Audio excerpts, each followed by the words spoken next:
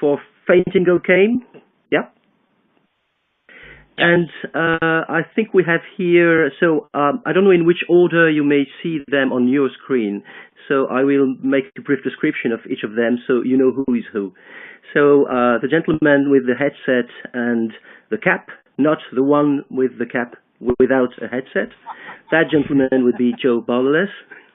Hi, everyone. Then you would have the cap without headset. Under that, you will see the smiling face of John Gibbons. Hi, guys. And right next, this is Adrian Smith. Well, who doesn't have a cap? No. And and I have neither cap nor hair, so that's easy to see now who is who. So most of the discussion today, I assume, it of course depends on your questions, but it will be linked to the incoming Kickstarter project and the new game of Fainting Goat Games that is named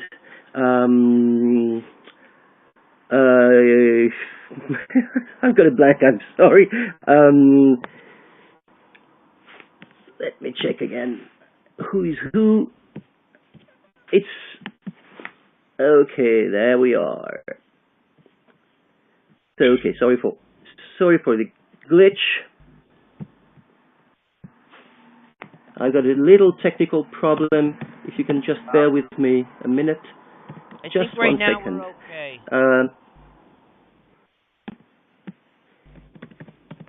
Okay, there. So sorry again.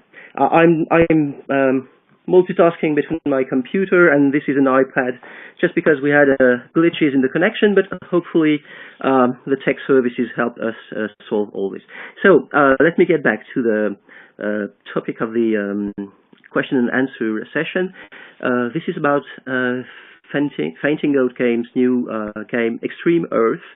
And I've been told that it's something that is about superheroes, but rather normal people that acquire super talents after genetical mutations or modifications of some sort. And the general setting is one that could be pretty much taking place in the near future, and it's strongly meant at realism in both the setting and realism in terms of the kind of reactions that normal people like you and me could have in case they would suddenly see superpowers popping up, and how this kind of very,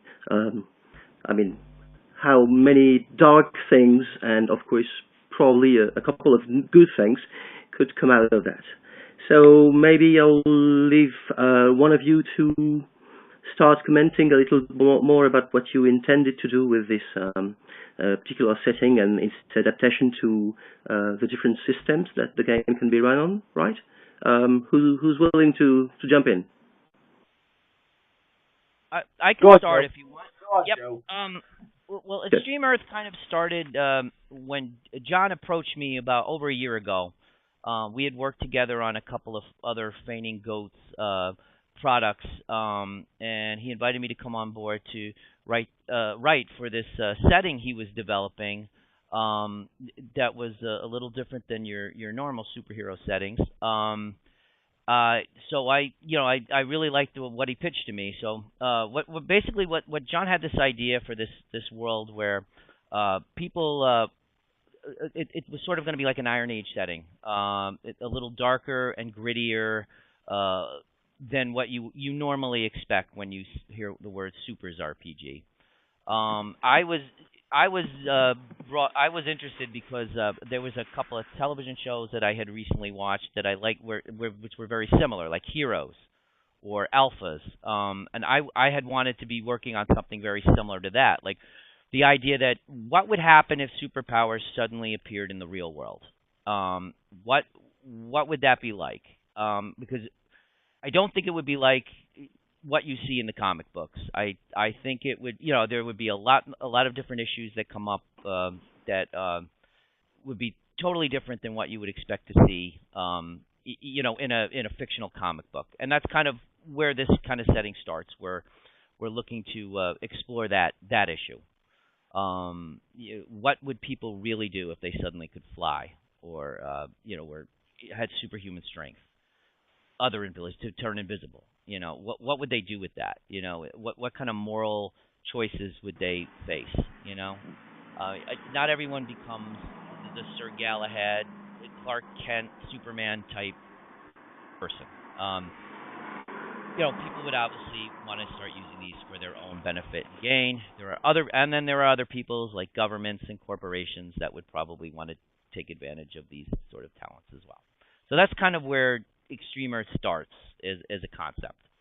John, wanted to create something. It's something where we could have a lot of gritty. You could have a lot of gritty action combat, where there is a realism where if you get hit with a bullet, even if you have super talents, it's still a threat. You could die. The idea was to put realism in, have a lot of realism, without it being something you could picture actually happening. Like if this happened, if superhero powers showed up in our world, bam, this is what it would probably really be like. So that's kind of where it starts. And so John and I have been kind of working on this setting. We have brought in a bunch of really great people like Aid and Walt, who are in with us, who are working on different conversions for this. We're going to have when we finally release this book, there's going to be 6, possibly more, different superheroes role-playing games rule sets that you can use this setting with. There'll be 6 different books. Aid is doing a Mutants and Masterminds conversion for us with Steve Perrin, the legendary Steve Perrin, who isn't with us today. And Walt Robillard is going to be doing the Supers version, which he just successfully kickstarted a second edition of the game. Walt is the owner of Hazard Studios. He owns the Supers RPG, and he's been very helpful and very excited about having a setting like Extreme Earth to use to help showcase the new version of Supers, which is really good. So they're here with us too, and of course John is. This was his baby. John Gibbons. He has been doing the amazing artwork, and I think a lot of you around EtherCon probably have seen a lot of his work over the last couple of EtherCons and know how truly talented he is. And John, this was his concept and his idea, and I've been helping him to bring it together as a book and getting written some of his brilliant ideas for this. And that's where we are today. That's where we are today with the setting. If anyone else wants to throw out some of their thoughts about the setting and things, I don't want to monopolize. So I'll pass it on to John if he wants to talk a little bit about that, and then we'll move on to the others.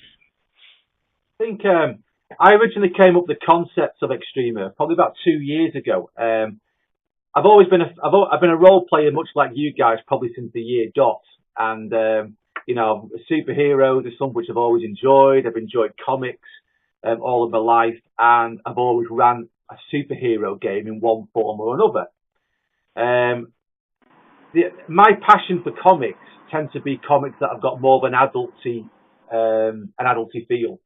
If you were to look at my sort of comic or graphic novel collection beside me, you will see a lot of, characters such as Batman or the Punisher, a lot of Marvel Max, a lot of the Vertigo comics that came from DC, which give it that kind of like adult feel. There's swearing, there's violence, there's real world politics within the books. There's black and white choices that have to be made by people, rather than your typical 4-color people wearing spandex flying around the sky type routine. Whenever I've ran a superhero game, I've always tried to go down that street level way. And I think what happened was a couple of years ago, like most people into say video games, I was kind of playing your Black Ops, Call of Duty style game, and I thought, wouldn't it be neat if you could sort of mix that kind of semi-militaristic feel with a super setting where the characters, operate for governments in clandestine operations. The world's a very dystopian world. It's very paranoid. It's kind of like very close to what our world is like, to tell the truth. All you've got to do is just turn on the news and see what's going on in countries around the world now, to realise that there's a market out there to develop a game using these scenarios. We're trying to keep it realistic. Let's put it bluntly. If someone like, say, Superman did really exist in this world, what would happen to him? I don't know if you've seen the Man of Steel film that recently came out, when he's destroying entire cities in his battles. But can you imagine what the public outcry and the governmental outcry would be if something like that happens? And that's what I wanted to try and touch on in Extreme Earth. I had the concept. I'm an artist, obviously, by birth, rather than a writer. I did try to write, but I realised it was just going to be too big for me.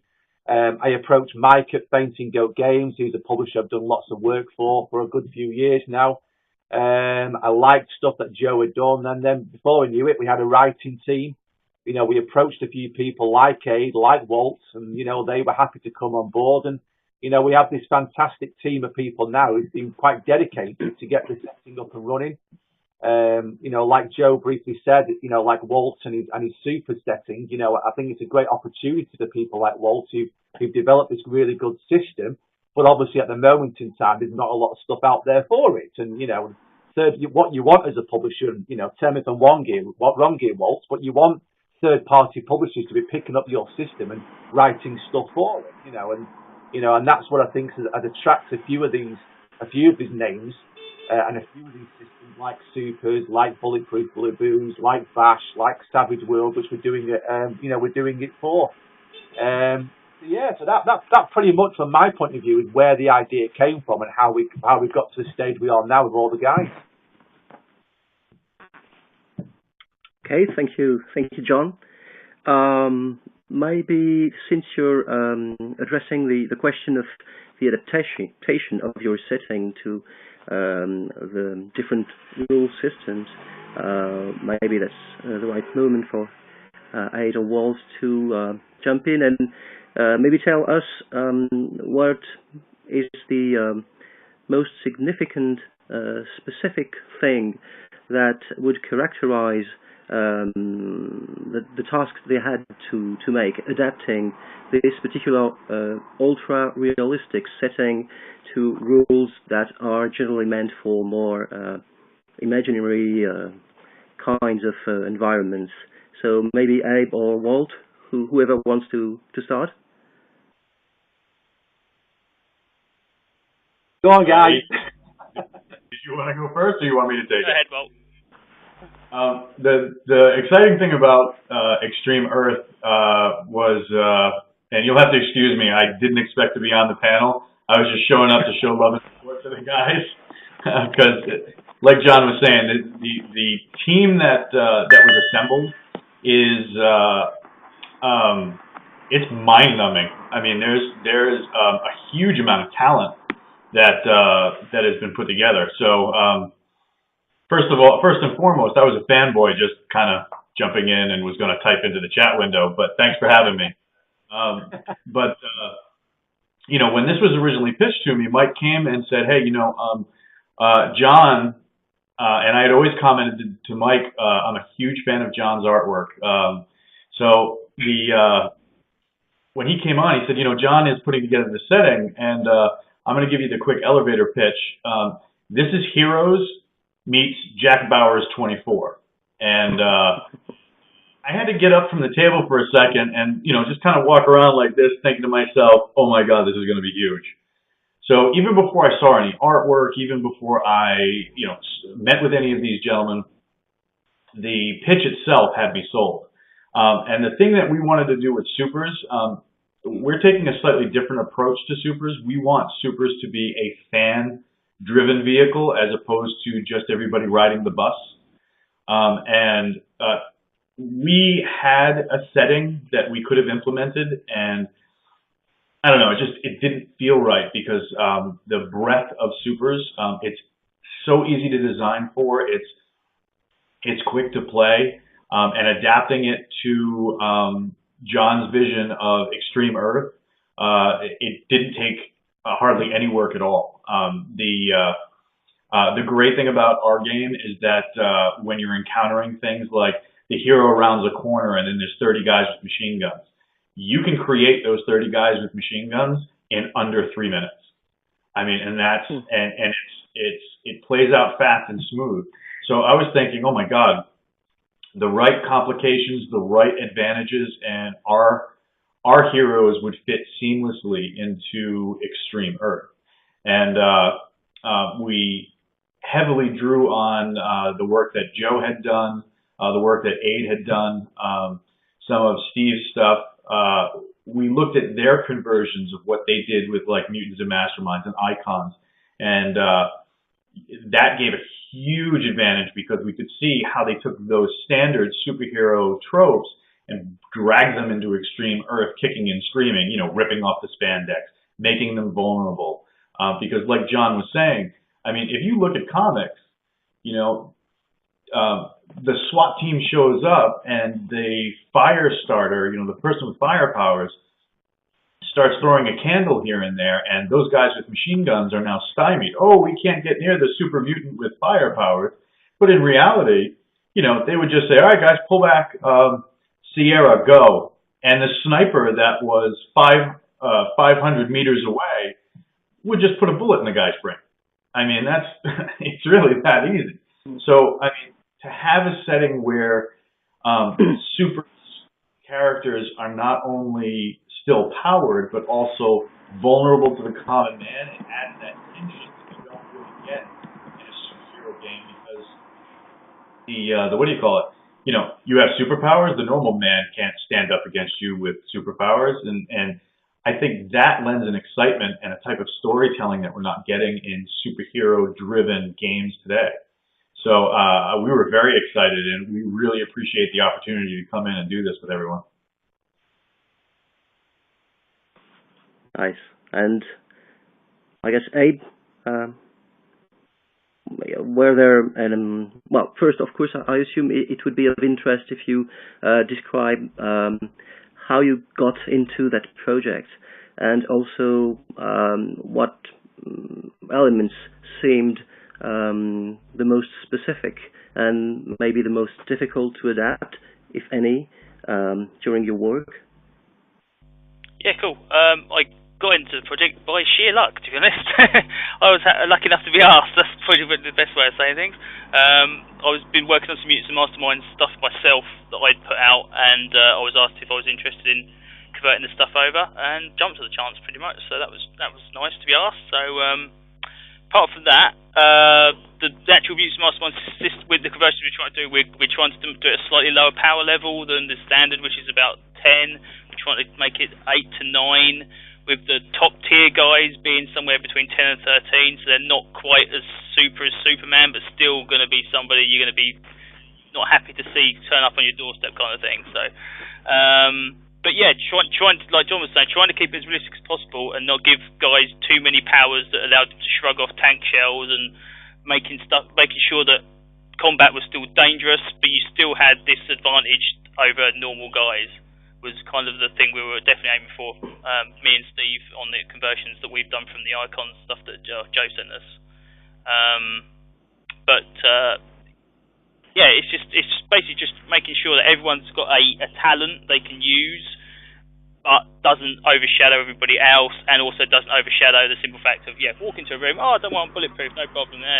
You really, it's just trying to make it a bit still risky being a super, not necessarily something you can easily walk around with.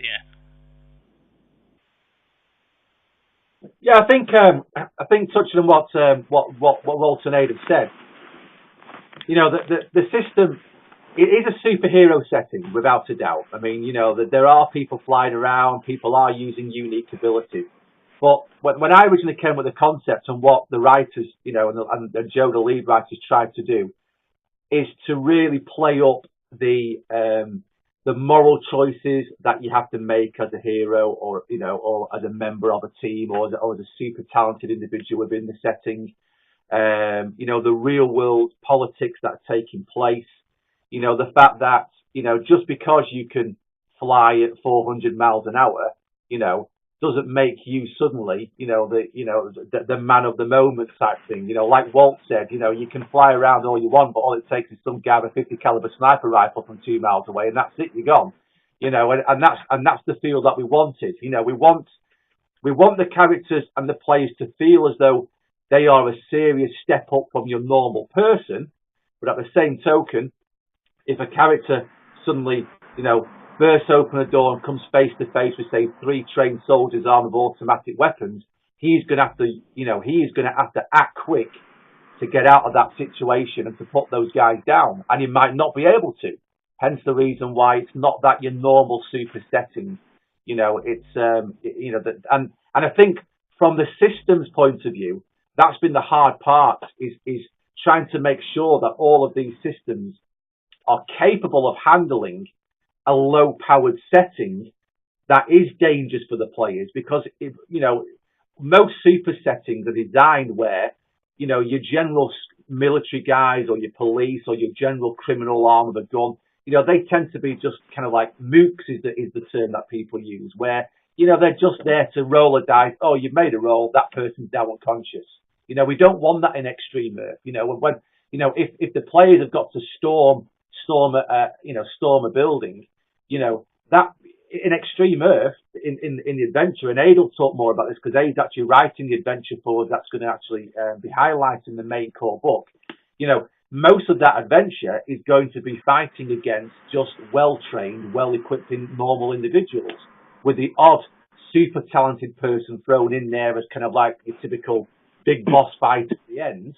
But the players have got to use their planning and their strategies and their teamwork to get past the normal everyday individuals, and that's key to the game. Yeah, I one of the things I'm doing the Icons role-playing game conversion for this, and this was this is where we started. I started with looking at how we would adapt rules for a game like Icons to a setting like Extreme Earth. Steve Kenson, the creator of Icons, when he gave us permission to do this project, that was one of the things he stressed to us and kind of charged us with, well, you're going to have to take a look at the Icons rules and how they'd fit into this kind of setting and present that. So that was really my starting point, much like Walt and Aid were saying. I had to look at things like, well, how can I make it harder, and how can I make it so that there is more of a threat to actually, like, coming from a bullet, that sort of thing, for a superhero with Icons. And we've come up with, for the different systems, for Icons, for Mutants and Masterminds, for Supers, and for the other systems we're doing, Bash, Fate Accelerated Edition, and Brandon Blackmore's Bulletproof Blues. We came up with some things. Like one of the things I came up with in Icons was caps on the power limits. Some of the things existed already, like Aid was mentioning, like power levels in Mutants and Masterminds. But there's things we have to tweak here and there to make this sort of work. So you'll find that in the book as well. There's going to be 6 different versions, 6 different books, each for one of the different systems. And you'll have a chapter that addresses these things, like character creation, what powers are allowed and what aren't. We're looking at the powers the way that they're described. We call them super talents in Extreme Earth. The way that the powers are described, they're sort of coming out of like man's manipulation of the genome, whether it's intentional, accidental. There's almost you can almost sense that this could possibly happen because there's sort of a pseudoscience behind it.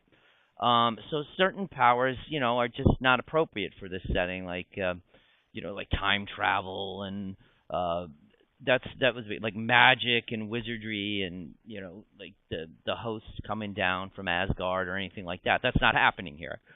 So like we had to address this in each of our chapters that we did as converters as well for this setting. So, and I think we've come up with some pretty cool things, to make it a grittier setting, like expanding things out and give you more options for your rule system.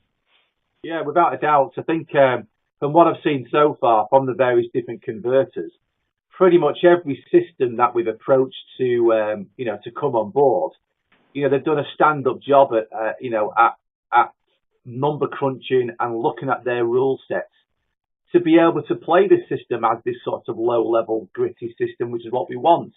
I mean, I was very concerned, first of all. Probably, I think, to tell the truth, the systems that I was more concerned about were the less crunchier systems. So, your systems like icons and things, where they haven't got a huge amount of rules.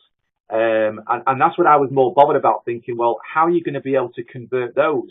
Mutants and Mastermind, which is enormous, and there's skills and there's feats and there's books. You could easily make like a low-level Iron Age kind of like character for them. But these other systems like icons, you don't really see it happening. There's not those books out there. So, it was. We lost John. It seems, yeah, John's gone. Lost John.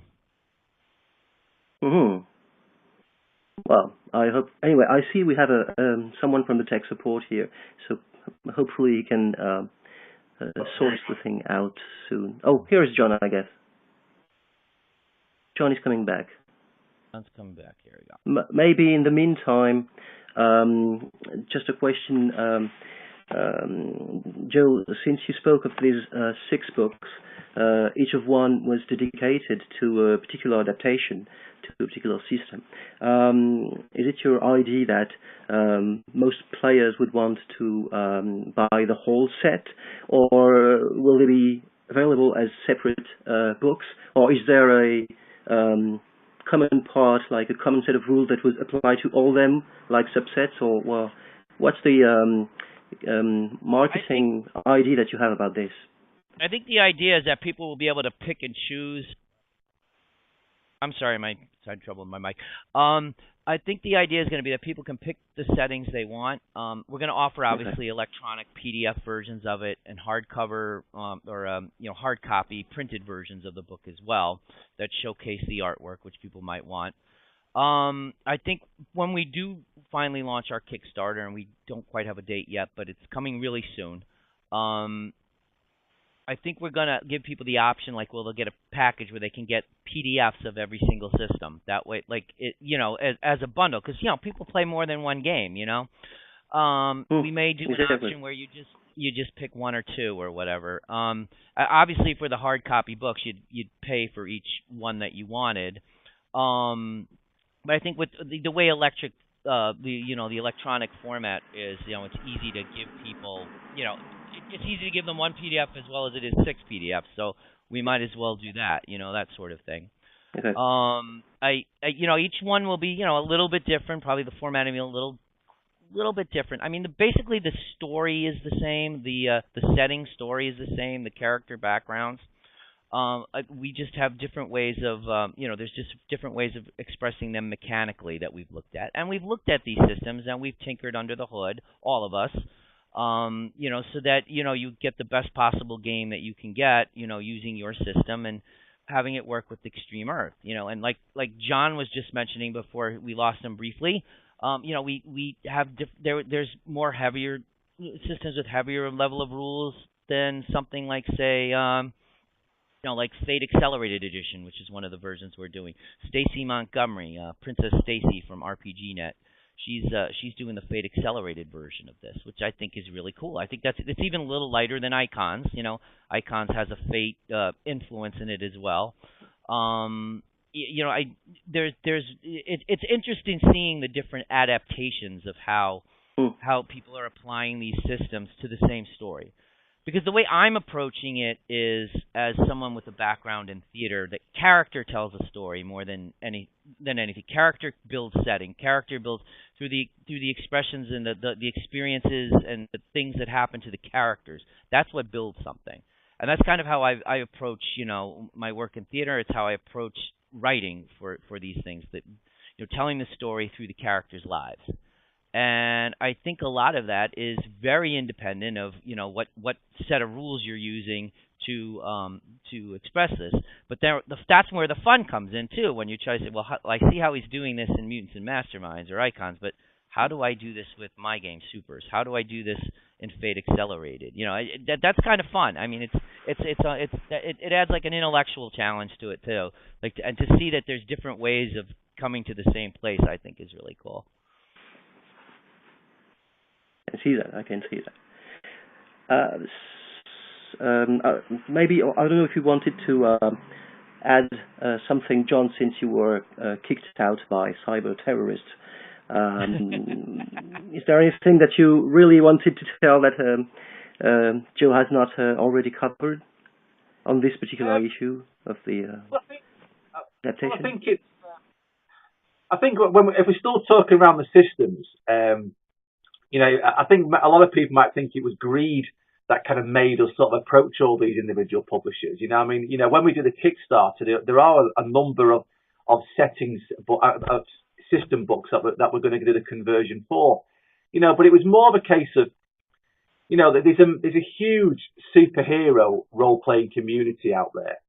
And one thing that I've noticed as a gamer over the years is there's a lot of rivalry between camps, as you say, you know, especially for some reason around the superhero genre. You know, you're either a Mutants and Masterminds player, or you're a Champions player, or you're a Supers player, for example. You know, and when you go onto the forums and you get, you know, you can see people bickering at each other, saying, well, I think Champions is better than this because I like this. I think Icons is better because it's more like this, you know. And I wanted to get away from that. And I thought, well, if we're going to produce this setting book, as far as I'm concerned, I want more people to be into the setting, to be playing the setting, to be excited about the setting. My dream, 12 months down the line, is that publishers and third-party people are actually producing their own modules and adventures within the Extreme Earth setting. You know, I would absolutely love that. So, you know, why would I restrict myself to say, well, we're only going to produce this for, say, Mutants Masterminds? You know, to me, you know, why not? You know, the technology allows us nowadays, due to the internet and the small publishing capabilities we now have, PDFs, you know, that we now can create. You know, anyone can sit there and create something. So I was just very, very keen from the start to make sure that the setting was out there for as many systems as possible. Okay, I see. You know, did you want to? Oh, I had a question, but if you want, if you want to add something, Joe. John was saying, I just wanted to add to something John was saying. You know, because we are going to be launching a Kickstarter soon. A lot of people might be concerned about something like that. It's a legitimate concern for a customer. Like, can they possibly do 6 settings? I mean, most of this work is done, the conversions and everything like that. We had a really good team put together that has worked together on other projects. We've all worked together on big projects like Stark City, the recent Fainting Goats superhero setting for Icons that we released. We had a good team in place of people that you know, that know what they're doing and know how to know how to put something like this together. It's amazing to me that the logistics of it were a lot smoother and a lot easier than, you know, I initially was imagining when we first started this, trying to put together, oh my God, 6 different systems, the same book. You know, it sounds a little crazy, but you know, like John was mentioning, the way the technology is today, the way that we communicate, how you can do these things, not necessarily all in the same real time, and you know, the way that it works, you know, it was a lot smoother than I thought it would be, and it's looking really good. So I just wanted to throw that in because I know some people would be. That's a legitimate concern. If I was a kid, like, how are they going to do this? You know. So I just wanted to say that. The difference between our Kickstarter and a lot of the Kickstarters out there is most people launch a Kickstarter to gather the funds so they can start to produce the product. Okay, so you'll get a Kickstarter where the publisher said, "This is what we want to do. We need to raise so many thousands of dollars for the art, so many thousands of dollars for the writer, so many thousands of dollars to get the marketing done, etc." And then everyone bids there, everyone pledges their money, and at the very bottom there's a little note that says, "You'll receive these books in 12 months' time or 18 months' time when they're ready." You know, that's the main difference with us. The very fact that, you know, I was creating the artwork for this, you know, 2 years ago, I was laying down the framework of the writing 2 years ago. Joe has been writing this with me for over 12 months. Aid and Walt, they've been involved for, guys, it's probably getting on to 12 months now, isn't it, really, since we first started talking about it. So the book's almost done. I mean, literally, I would say we probably have maybe just a couple of months left of work to do, and the book is finished. So, we want to make sure people understand that, when you're pledging the money for this Kickstarter, you're going to see a finished product within a few months of the end of the Kickstarter. It's a very low risk Kickstarter. There's no way in this world that even if we're not successful, that this book is not going to be produced. One way or another, this book's coming out. The Kickstarter is there to make sure that everyone involved, gets rewarded, compensated for it, and the job is done correctly. But even if we're not successful, this book is going to be out there. And that's what we want to make clear, that people do know. Well, I hope that nobody hears that as an incentive to not backfund the Kickstarter, really. But I think, no, that was a joke, sorry. But no, I think it's what is very convincing from my point of view. I'm obviously the only one person here who is not directly involved in the project, so I probably can have a more candid approach to many of the questions. And it's true that the fact that the work is already very much advanced, and for part of it pretty close to finishing, and the fact that the team involved has definitely the experience. They have shown records of succeeding similar experiences. Those are definitely very strong arguments in favor of the seriousness and of the positive outcome of the Kickstarter. I mean, that's, I guess, that the most thing that shows when you all speak together is how seriously you've tackled this. And given your backgrounds, I guess that nobody can probably doubt that this is going to come alive at some point. But as you said, maybe Kickstarter's fate can be unpredictable. But anyway, this is something that sounds like it's going to see the light one of these days anyway, because it's already almost there. I wanted to go back maybe just to a short thing that you jumped on while mentioning the way you were. There's something that you mentioned, Joe, that was very interesting. That said that you told that your background in theater taught you that those are the characters tell the story more than anything else, more than the setting, more. And one question that I had was whether you had a lot of or plans to start with starting campaigns that the players could play just off the box, because realism is demanding in terms of writing, because if your characters form a national museum or national administration of some kind, the consequences will be much wider, on a wider scale, and much longer lasting than your average party raiding a dungeon. And you won't have obviously the youth of orcs blaming you and trying to sue you through Supreme Court. So how do you intend to help beginners writer to get in the specific difficulties of such a demanding setting? We have, in addition to the sections where we tell you how to create characters that would fit into the setting, some background information that you can create your characters out of. We do have like a timeline of events in the world, how Extreme Earth is different than our world. You can create your own character, but we are going to have a team of playable characters that you can use right outside the box. Okay. They're called the Wolf Pack, and these are 5 individuals who come from some very difficult and trying backgrounds. They're each super talented.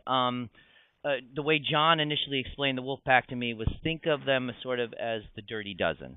And basically they're a black ops team backed by the government, but the government would deny any, they're considered expendable. The government would deny any knowledge of their existence. They go in and do the dirty work that the government or one of the more prominent supers teams in our setting couldn't do because of they would be in the public eye. These are the guys that kind of do the gritty background stuff. We built the characters for each of the rule systems that Walt and myself and Aid and the other converters are working on. We built them like you would just build a character, like you would. They're presented as you would a player character. I've developed backgrounds for them so you can get some ideas of what's happened in their lives and what kind of person they are, and how would they respond to certain morally ambiguous choices they have to make. Like, all right, like we're supposed to leave no evidence behind, and I've just interrogated this witness. What do I do now? Do I walk away, punch him in the face, whatever, walk away, or do I kill him? We're supposed to leave no clues. These are the questions that the characters will be answering, what John was mentioning earlier, these moral ambiguities, these moral dilemmas, these ethical dilemmas that the characters will have. And the backgrounds we've created for them, I think, help you to decide which way they could go or the other, for yourselves. And, we've left some of their questions unanswered too, because they are meant to be playable characters that you can use, for the campaign. But also we have the guidelines for creating your own characters, because that's fun. People love to create their own characters. That's what the point of it is. We just wanted to make it so you'd have something to play if you wanted it. You got the book, you knew how to play icons or supers or roots and masterminds or bash out of already. You just wanted to sit down and start playing and having some battles. You can do that as well. But obviously, we have, like we were talking about earlier, we looked at ways how the rules work differently.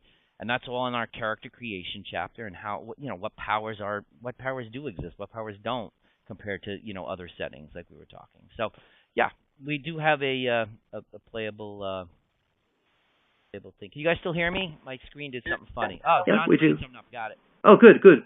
John's been screen sharing one of the art he's done, right? Yeah, well, just as Joe was talking, I thought I'd show you the images of the wolf pack, which are the playable characters within the setting. And one thing is, all of these characters, they've all got some serious skeletons in the closet. A lot of them are forced into doing this work. A lot of them have been bribed. A lot of them under sort of like psychological control. It's an interesting concept, the fact that we want the players and the GM to run with these characters first of all, but none of us know, and I don't know how these characters will end up. I don't know how that will work out. The characters are, it's going to kill each other in the first game session, or they're going to get on fine. It all depends how it plays out. But I think Wolf and Joe have worked quite strongly in ensuring that they've got a good write-up. Joe's put a lot of effort into the writing and the background stories of these characters, going back to the childhood experience, the psychological trauma that might have been in their past, the way they think now, the reason, the why they are, who they are. Not just your typical, this guy got bitten by a radioactive spider and now he's Spider-Man. It's literally got into their psychological traits and the way they think and they feel. We're very, very keen for that to play out. I mean, we're not able to say, here you are, guys, here's the wolf pack, you must play with those. But we hope that the GMs do, or at the very least use them for NPCs, or use them as an idea of the kind of characters that you should create and the kind of things that you should be looking at when you're creating characters for this system. Yeah, there's also a section in their write-ups on how their opinions and relationships with the other characters on their team. It's to keep it a little more integrated. Like, they don't live in a vacuum. Their lives have become entwined because they're part of the team. So their opinions of their fellow teammates are in there too. Some people you get along with at work, some people you don't. It's just like anything. So there's some in-depth characterization there. There's also another NPC team in the book besides the Wolfpack, and right now I think we're looking at that's Punchbag from the Wolfpack. He's sort of an immortal character. He's basically he can take a beating. Definitely, he can take a beating. He can take a chest full of bullets, and he's going to bounce back. Here's one of the Guardians. That's another team. Oh, sorry, we're back to the Punchbag. There's five members. There's 5 members of the Wolfpack. Okay, now this is one of the Guardians. This is Destiny, and the Guardians are an NPC team. They're a little more powerful than the rule. These are the ultimate supers that the super talented individuals that exist on Extreme Earth.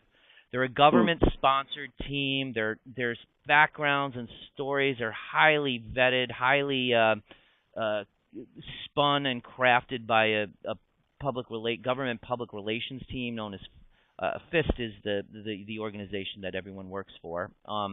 They are like you would think of as the Avengers or the Justice League in regular supers. However, these are some very messed up people mentally, psychologically. Their motivations are wrong. They're out for themselves. They're not, they have, all kinds of sort of issues going on. We did this. This is Stockade, who is one of my favorite characters in the sense that he is a complete. He is like the anti-Tony Stark. He's very wealthy from his own corporate sponsorships. He's a former NASCAR driver that was injured in a wreck during one of the NASCAR events. Paralyzed, from the waist down. The suit kind of brings him back to life in the sense that he can walk and move around again, and be the risk taker he is. He's completely, as you can see, just like when he was a driver, corporate sponsored. He is completely out for himself. Very selfish individual. Very. He's certainly not as bright as a Tony Stark.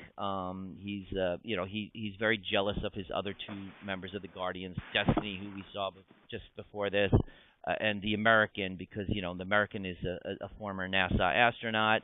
Destiny, in her secret identity, is a very brilliant scientist. He feels like he's like the odd man out. Like they look at him like he's an idiot, because so he doesn't particularly. He tries to embarrass the both of them at any time he can to make them look bad. And I think it's an interesting. Yeah, I mean, Go ahead, the Guardians. I mean, we've put the Guardians in the book, not as playable characters. Chances are they're not really going to be used as NPC characters that much because they are at a higher level of power. I mean, we thought we would put in the book that, okay, just because 95% of the superpowered individuals on the planet have got quite low-powered, mundane abilities. Even the Wolfpack, who are the playable characters, they tend to have maybe just one superpowered ability, and the rest of the abilities are formed from training and skills and equipment, like it would be in the real world. We put the Guardians in place to show people the ultimate super-powered individuals on the planet. These are the guys that, when they turn up, if they were to turn up, you pissed off the American government. At the end of the day, if these guys come knocking on your door, you're in a whole world of trouble. And if anything, I would imagine from a player character point of view is the only time you would probably ever see one of the Guardians is if they are knocking on your door because you've done something to upset someone. So we thought we better had put a mix in there to show what level of powers you can attain to. But ultimately, these guys are, probably a third again more powerful than your average Joe sort of super talent on the streets. Okay. So the way I understand it, they're both. archetypal characters that show the players what they may achieve in the end, and also they're pretty much as much part of the setting as they're more much part of the setting than simple NPCs.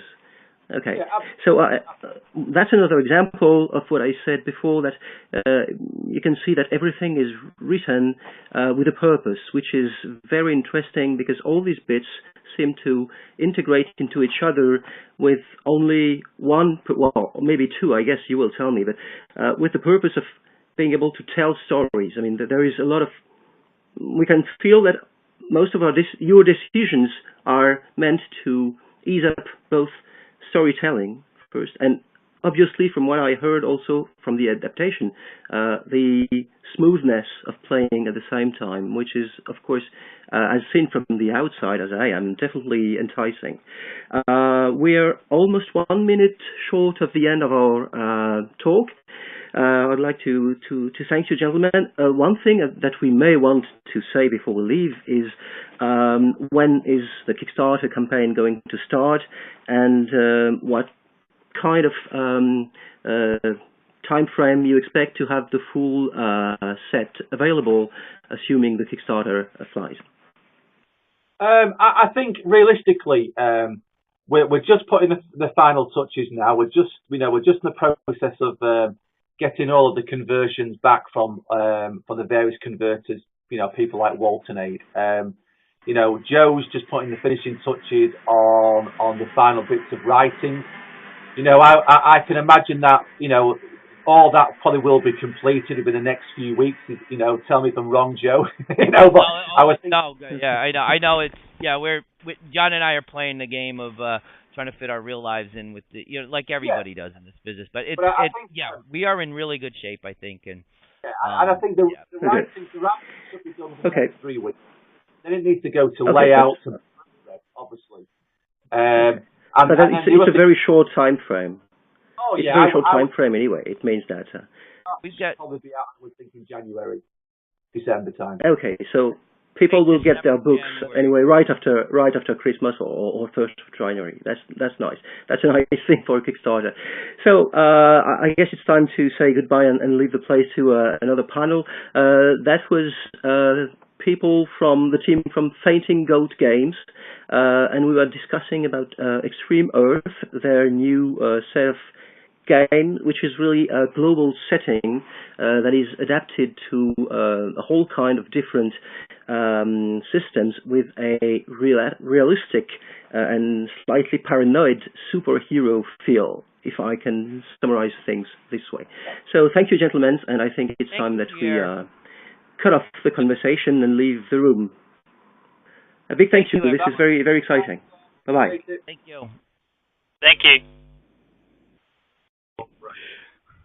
All right, take care, guys.